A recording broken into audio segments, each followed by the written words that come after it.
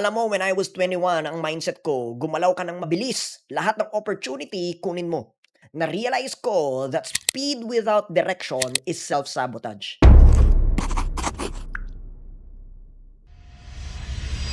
Alam mo, if I could sit down with my 21-year-old self for 5 minutes, these are the conversation that would have changed the trajectory of my life. Alam mo, at 21, akala ko kailangan kong patunayan ang sarili ko sa mundo. Ambisyoso, driven, at gutom ako sa success. Pero wala akong structure, wala akong disiplina, at wala akong alignment. And everything I learned in my 20s was a result of both the storms and the scriptures that shaped me. Here are the 5 truths I wish I knew at 21. Number 1, clarity is better than hustle. Alam mo, when I was 21, ang mindset ko, gumalaw ka ng mabilis. Lahat ng opportunity, kunin mo. Pero habang nagbabasa ako ng mga books on leadership, psychology, and calling, na-realize ko that speed without direction is self-sabotage. May isang season sa buhay ko na pagod ako kahit ang dami kong ginagawa. Pero sa totoo lang, wala akong naaabot. Yun yung mga moment na natutunan ko from scripture, sabi nga in Habakkuk 2:2, write the vision, make it plain. Hindi pala ang buhay is about doing more. It's about knowing who you are and who you've called to become. When identity becomes clear, direction becomes obvious. Number 2, not everyone is meant to go where you're going. Alam mo, at 21, sobrang dali kong ma-influence. Friends, environment, even people who were loud and convincing but not aligned. Meron akong need to belong, and maybe ikaw din meron. Isa sa mga pinaka-real talk lessons na natutunan ko, some people love who you were, but they cannot handle who you're becoming. When I started growing, some people started resenting it. At first, masakit. Siyempre, tao lang, di ba? Pero eventually, I learned, God removes people to protect your calling and your direction. That's why, itong lesson, choose your circle like your life depends on it. Because it literally does. Number 3, discipline is the bridge between prayers and progress. Dati ang mindset ko, basta may faith ako, yung may masabing faith lang, di ba? Okay na. Pero faith without formation will never last. Hindi yan magtatagal. Alam mo, sa mga librong binasa ko at sa mga na-observe kong mga mentor, isa lang ang mga pattern na nakikita ko sa kanila. Greatness looks boring before it becomes inspiring. Ulitin ko, greatness looks boring before it becomes inspiring.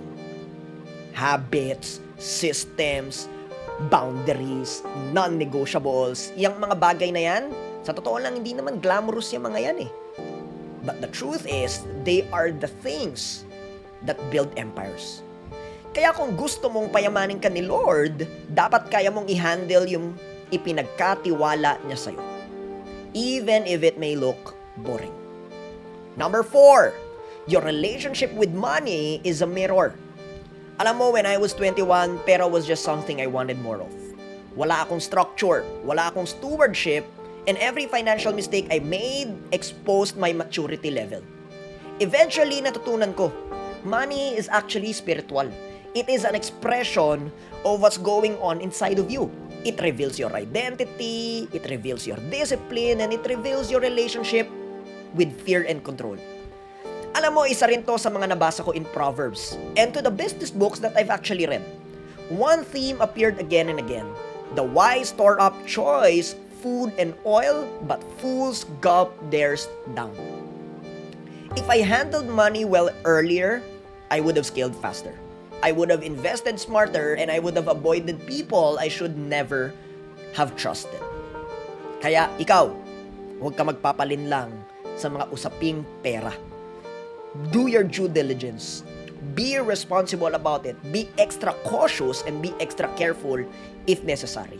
Make sure everything is written down, signed, and legalized.